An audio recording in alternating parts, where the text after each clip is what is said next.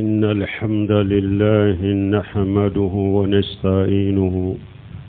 ونستغفره ونعوذ بالله من شرور أنفسنا ومن سيئات أعمالنا. من يهديه الله فلا مضل له ومن يضلل فلا هادي له، وأشهد أن لا إله إلا الله وحده لا شريك له، وأشهد أن محمدا عبده ورسوله صلى الله عليه وعلى آله وأصحابه وسلم تسليما كثيرا. يا أيها الذين آمنوا اتقوا الله حق تقاته ولا تموتن إلا وأنتم مسلمون. يا أيها الناس اتقوا ربكم الذي خلقكم من نفس واحدة وخلق منها زوجها وبث منهما رجالا كثيرا والنساء، واتقوا الله الذي تسالون به والأرحام إن الله كان عليكم رقيبا. يا أيها الذين آمنوا اتقوا الله وقولوا قولا سديدا يصلح لكم أعمالكم ويغفر لكم ذنوبكم، ومن يطع الله ورسوله فقد فاز فوزا عظيما. أما بعد، فإن خير الحديث كتاب الله، وخير الهدي هدي محمد صلى الله عليه وسلم، وشر الأمور محدثاتها، وكل محدثة بدعة، وكل بدعة دلالة، وكل دلالة في النار. عباد الله، قال تعالى: أتأمرون الناس بالبر وتنسون أنفسكم وأنتم تتلون الكتاب أفلا تعقلون. وقال تعالى: يا أيها الذين آمنوا لما تقولون ما لا تفعلون كبر مقتا عند الله أن تقولوا ما لا تفعلون. وقال تعالى إخبار عن شعيب عليه الصلاة والسلام: وما أريد أن أخالفكم إلى ما أنهاكم عنه إن أريد إلا الإصلاح ما استطعت وما التوفيق إلا بالله عليه توكلت وإليه أنيب. أمبي الله تنو أمبي الله يفضلي أمبي أنيني الله في أكان كسي كابوان يركون تورو منان كبارا جمو نيالاي جوم من كندا مغوتي سورو من بوفيلي نيالاي جوم من فنافيلي مغوتي سورو من بو كندا. ambe seri amma sitte minne bato ci ala makka kani ala kelempewte je nyogonte ala la. ambe seri muhammadu ala ka jondo ala ka ciden do kisini nema baka anaka dunkew anaka sebon ala ku kisi min kacha kosobe. mu'minu ay siralanye sayakana una ma abada nawte islamawiye ala ko qur'ana kuna ko hadama dew ay siralanye masami nyaw dakka bon ninkelenna ko ninkele furumuso dakka bo ola kacce chama ni muso chama bo ulula. ay siralanye akasira sinji fananye akana tige akado ko lay kurusli bagade awuka ala ko qur'ana kono ko mu'minu ay siralanye akakuma sawabala mawfo akakuma tilele mfo ni mogo min tugura ala ko i tugura ciden ko yen ni yoro soro min kabbo kosobe no temena kaboye kuma be nyuma ye ala ka kitabu de kanda sira be nyuma ye ciden ka kanda sira de ko be juguma ye ko kurawde ko kura be dina kono bidiya be fili be tasuma de kono hadama don ala ko ka qur'ana bayin kono masammin korota lendo na ye kitabe dunkew na yu lagoshi ani silama doni ke bagami ni kera komi kitabe dunkew ka doni ke bagam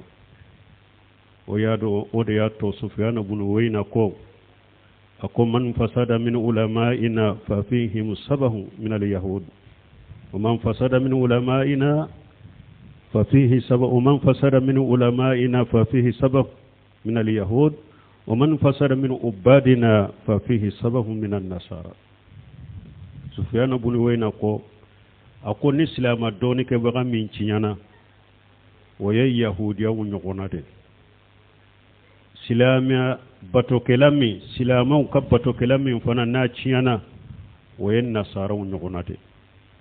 donc ni aya kono ala ye kitabe dunke wurka doni ke baga lagoshi ako tamuruna an-nasa bil birri wa tansawna anfusakum wa antum tatluna al-kitaba afala taqilun ako kitabe dunkuma yala awbe hada madawun nyamarani nyumandewa anu ukasira alanye ka juguma toy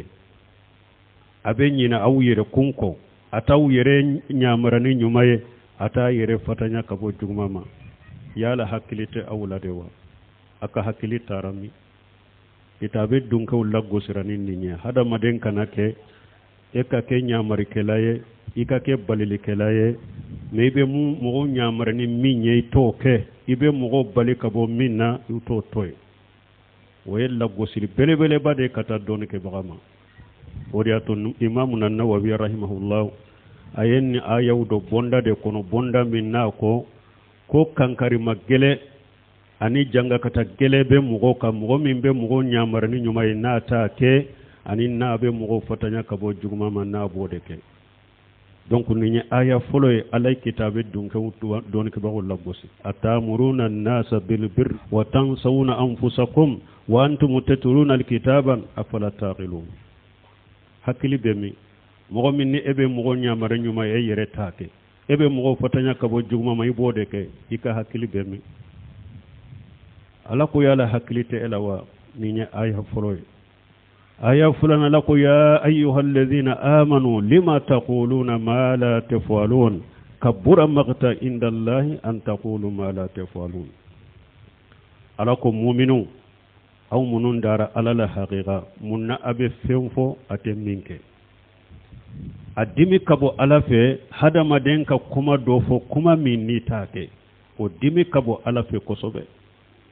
ninya aya fulana aya minye kankari mageleye kata nyamarili kelaw ni balili kelawma nuka kuma unuka kewalete nyogonta munna abe fenfo ate minke adimi kabo alafi hada madenka fenfo e yerete minke ninya aya fulana aya sabana qala tala ikhbara anni suaib alako masamin korota lendo na banki bariya kabo akan nabi mama swaibu anaka chide wama uridu an uqalifakum ila ma anhaakum anhu mastata'at swaibu ko akam goma bo neta la nyini mbaw bali fengo fenna neta awula nyini ka afonko nyogonya ola mbaw bali min na nyere kata oke ube mbaw nyamari min na nyere toke neta fenko oke insheko damayira be mastata'at wama tawfiqi illa billah me benje o be ala de bolode alayhi tawakkaltu nayinka ko sinsi alaka wa ilayhi unibu nyinyere sage kata alama balmo nawjimo njoko fule nabi nyuma alaka chidon al ulama warasatul anbiya doni ke bagawde nabi nyuma chieta bagawwe yawa alaka nabi nyuma kata sirafule nulu ya mugo nyamarani fiungo fenye uyere bo kede useko damayira be nu ye mugo fatanya kabo fiungo fenna uyere bo toyede me utawu nyamarani nyuma ye uyere kato nyuma tanake uta nyamarani juguma utawu bali juguma ma uyere kato juguma ke nabi nyuma utoke chide untoko utasirate yaw hada made fana benni be hera fe yere alaka chide unde ladege on balmo nanye kafo yifana la jebbi mimbari ka kutuba kala naw wajulu kelaw erejo sosowla deresowla mimbe nyamrali ken nyuma minye nabe mugo fatanya kabo jugma minna na yereba aka illa ma rahim rabbi o ka dogo wajulu kelaw labbi wajulu kelaw kankari magelebe de ni ayaw ye kankari magele kata kuma kela kelenkele bema iki janto ka fotawla ibe mugo nyamarani nyuma minye yere kake isheko hakebe isheko be fengo fena oke ibe mugo fatanya kabo jugma mimma ikana gere wala de yere folo de kake mugo ye mugo mimbe yeroma janya wala balmo nini aya nunum bora hadisa nana وأن أبي جيد أسامة ابن جيد بن حارثة رضي الله عنهما قال سمعت رسول الله صلى الله عليه وسلم يقول يؤتى برجل يوم القيامة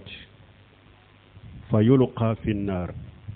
فتندلق أغتاب بطنه فيدور بها كما يدور الحمار في الراحة فيستمع إليه أهل النار فيقولون يا فلان ما لك ألم تكن تأمر بالمعروف وتنهى عن المنكر فيقول بلى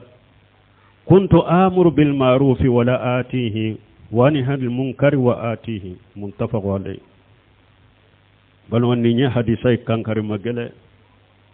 أسامة بن جيد أكوكو علي متشيدما تشيدم باكي كافو تشيدم كو بينا ني تشي دويه يوم القيامة دون جون بينا ناي ملكيو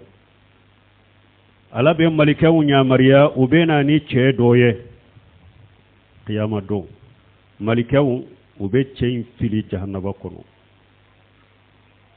wote adla do jahannaba kono ni nogoya ede ate do jahannaba kono ni nogoya ede abe fili de ka fili jahannaba kono komi be kabakuru fili baji kono chogomi uba fili jahannaba kono o chogode la a fili ko jugu jahannaba kono na binna jahannaba kono fili ko jugun fatandaligu aqtabu batanihi nugu dewbe bode fili ko jugu jahannaba kono nugu dewbe bode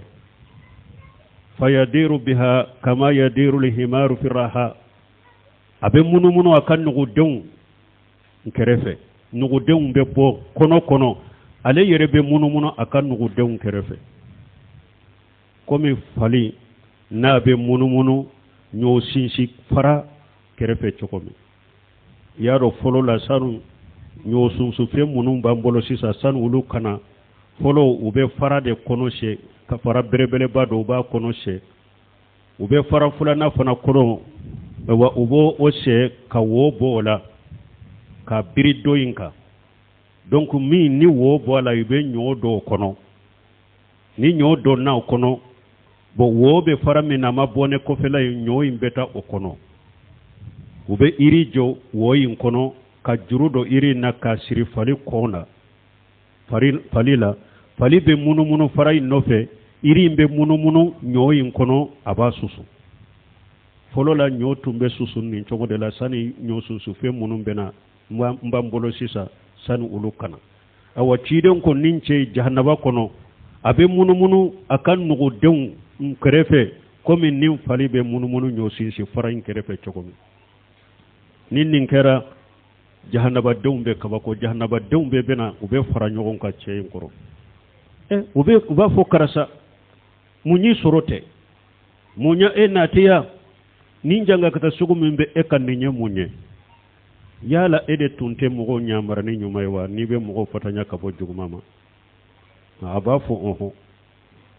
nere tumbo kede men tumbe mogo nyamara ni nyuma minye ntoke mbe mogo fatanya kabo juguma minna mbodeke ode ni lashe nema ayere ben ni fo jahannaba donye jahannaba kono balma mogo chama mbafo aye salli iba suru ale yerete salli aye jakabo ale yerete jakabo aye bange baga bato iba suru ale yerete bange baga bato lay aye mogo ka je nyogonya nye iba suru ale yerete mogo ka je nyogonya nye sigi nyogonya aye nyuma yake sigi nyogonya iba suru ale yerete sigi nyogonya nye aben aye sinji tugun ale yerete sinji tugun ayaw jogonye iba suru jogom nyumante ale yere lata jogonye balimo nimbe mogo chaman ne sino chiden tilela ani kalifanani uye jinya bedila ni mimbari kelende chiden ka mimbari mimbe madina chiden naka kalifanani ye jinya dila ni mimbari kelende men balimo dugu nyere doman kono dugu nyere doro jamana intere bamako yere kono folo mimbari joli bala jogo nyana wa silamiya donna wa tawhidi donna wa musrikiya bilala wa bidiya bilala wa sigi nyogonya nyana wa bal isinji utugura wa jogo nyuman be anna sigi nyogo nyala wa jogo nyana wa min bari jolbe jamana en kono wajulu kala utu yere nyin kawa ulu be mogo nyamarani nyuma ye u yere te nyuma inke ube mogo fatayani ka bo jugumama aye iriba toye aye ewanne mima ya toye aye korofoli toye aye sinjitige toye aye dangadeya toye bange baga soso aya toye iba surale yere mu ulu toye sugu nyogonya nyalenta bolo balimaya nyalenta bolo foy nyalenta bolo jogo nyumantala balmani yakkan karma digale yende chama be dusun kala si fo wajulu kala wala ni wajulu kala kelen kele kuma na dusun kala sika iba fo ni nyogona dusun kala si bagate me aka kuma fota wala meni hakili ye bane aka baraketa wala jenini hakili ye iba surale yere de dusun kala silento folo balma karamo chama be mogo bali yere jirala an kana yere jira an ka fota wala an kana yere jira an ka keta wala iba sur okra mogo yere de be yoro ubu foto ta kabila irjo soso ka puru kaye haru bato yoro an fule alikaba de koro an fule arawuda de la an fule haramu de koro ulu karamogo kele munun ba fu yere jira mai an kan ka baraw dogo ku ke alakama ulu debu yere filme ku foto ta ka fili irjo soso ka ube yoro ku yere yira kuma ni ke wale be ni min tara jamana min na okra mo kelo de beti jo ne ko mara samba ko mara sabe togo tigi be yoro fonne ni o ka jo nyogon krefe o kan fotota ka bila ere sosoka e karamo de fona ba fo ko an kana nyere jira kuma min fora ni ke wale we nyogon tawa ma nyogon ta foto tambali yere firime bali atem mo shi bolo munum ba fo ko an kan ka baraw do an kana nyere jira abe ulude bolo kateme hadama dembe ka ni nyede be kuma fo kuma mi take kake an kan jan to nyere lade kuma ka gele koyi wodi ato salafu salihu tumbe sira kuma nye salafu salihu munya annu lu bo nyogon koro ulu ka bara de kacha katemo ka kuma ka ulu ka bara nyuma de kacha kateme kuma ka me ande anka kuma de chayara kateme baraka kuma kacha bara te mbalimu jogote ayni hadith Allah jede min be fili jahannaba kono fili ko jugu fon nugo deumbe bo mo ko warete koy nyamarli kala ni nyumaye ani balili kala kabo ko juguma wode be fili jahannaba kono malika u bolo komi ni be kaba kuru fili baji kono chugomi nin kaka haklima kelenkele lasira ki joro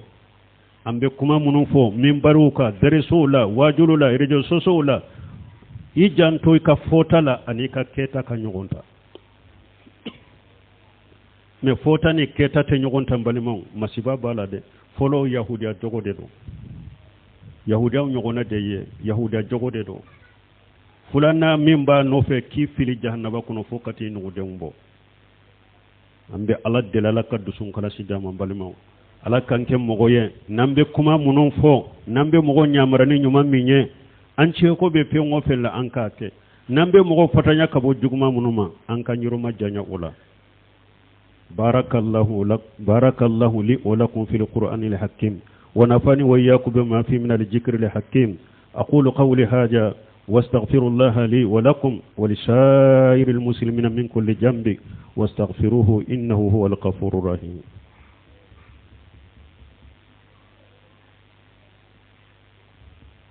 الحمد لله رب العالمين والصلاة والسلام على نبينا محمد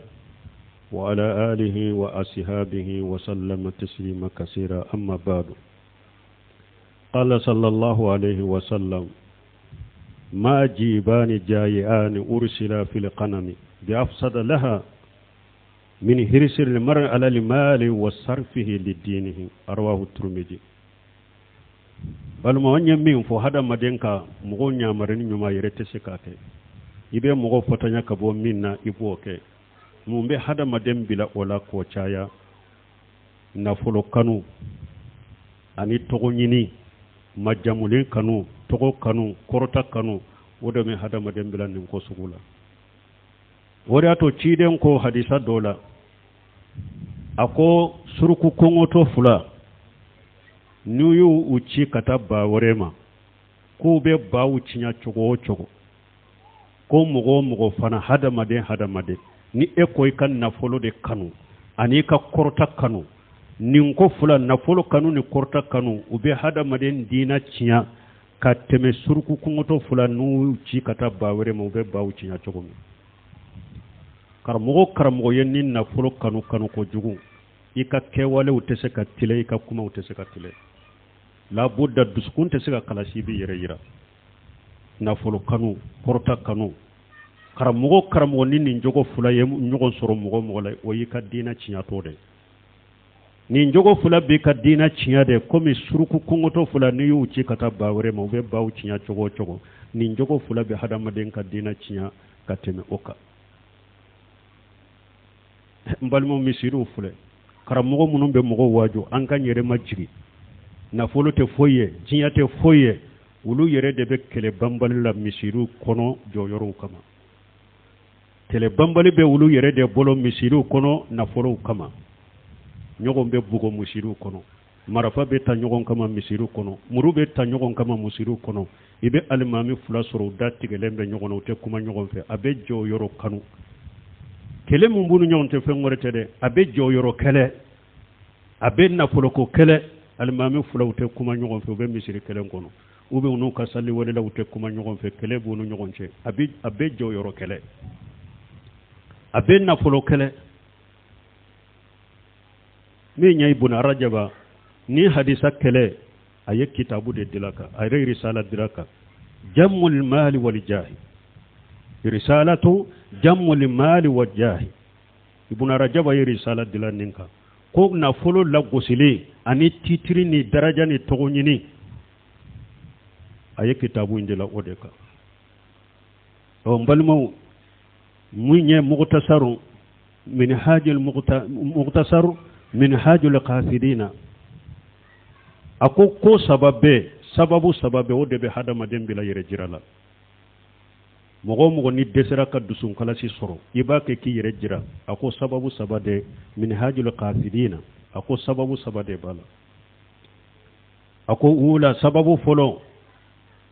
hubbul lajjati lisanayu wal madhi wal hamdi wal madhi ako sababu folo tanuni kanuni mogo ye tanuni ni majamu kanu ibi yere jira idusukun te sika kalasi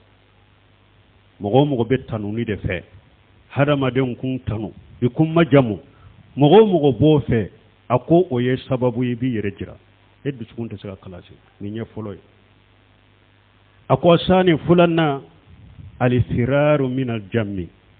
mogo be bole hadamaden kan la gosiliye idusukun te sika kalasi ibi yere jira ni nye ninfo a ngunungun kambe chaya kana ninfonye ninye ninke a ukana ninkenna ukana ninfonye mogo be sira hada madun ka jalaginye ni be bole hada madun ka jalaginye eddu sukunta sa kalasi ibi yere jira parce que kisite hada madun naw irda nas khayatu la tudraku imamuna safo yodem ako hada madun ka je nyini ye fende mogo site se ga se odama mogo site ga hada madun je soro koy ibe ala de je nyini ala ka je koro me hada madun tate ni mogo ko ebe ke hada ma je nyini na de hada ma de je nyini na de ibe sira hada madun kan la gosili de koro ebi yere jira sababu fulana fuleninde asali sabana watama fima fi aidi nas mogo ye tamakeke hada madun ka bolola fe ni ndaka ka tamake hada madun ka bolola fe la ibi yere jira ete seki dusun kala sabara ite seka ke dusun kala sibaka bara yere jira mogo tamakilendo hada madun ka bolola feuna ibi yere jira ko iki wasado aladela iki sembe aladema iki wasado aladela ikatamake aladela ki jigida aladeka mogo yi jigida hada madun de ka tamake hada madun ka bolola feundela ube ke yere jira bagaye e pi makote nya fana hada madin mattige mogo sila ka demen tigela ka moke bokela foni mogo mi nata dara kade awa shekul sila bonte me yode fo akoni jigi da fengo fenka ni alate ala be jigi yaru ya o yorola i jigi wo waru o yorola fengo fenni e yi jigi da ode kaka ala to yi jigi be waru yayi laka hakki manda man balimo donc wajulu kelaw kutuba kala naw kala mbagaw ni yaye nin kalan chama ni wajulu chama fule jamana in kono jamana in desera ka dina famu musrikiya maseka bo jamana in kono bidiya maseka bo jamana in kono sunna maseka famu jamana in kono fengore tede wajulu kelaw yere ka sage katu yere mu ku ka jogo contrôler ni kuma makalashi alaye ama fo alaye ama ke ala kama barakate se ka do ala koy barakate se ka do kuma ina te se ka fo ina fa ni ye karamo yere ka cogo fule illa marahim rabbi jamana in kono yere jira baga folo ye ulude tamakela folo ye ulude ka boli boli na folo tigu nofe ka boli boli wori tigu nofe ka boli boli fama nofe ba soro be ulu yere de la kateme beka dina be jo cogo di wala ciren fana ko ni yen ni jogo fula kanu ka korota kanu ka tanuni kanu ka titiri kanu ka daraja kanu yen na folo kanu ako yi ka dina cinyalende awan ni fen fula kanu be karamogo ni dina nyema ni munumbu dambi kata jima nyema kat jina nyema ya makatime beka illa marahim rabbi na folo kanu mimbe doni ke ba munumbu dambi kata doni na bi ani dina tigiya ni karamogo yauma na folo kanu mumbu la bi togo nyini kanu mumbu la bi daraja nyini kanu mumbu la bi majamun nyini kanu mumbu la bi ala yere deba dando alaka hatti manda mambal maw namba fe wajilu munum be ke jamana en kono kutuba munum be kala kuma munum be forojo so wala ikam man ton nafa an jogo kanyede ambe mu go nyamrani mi nyanyire kan shoko beke fo ni shoko te min kelila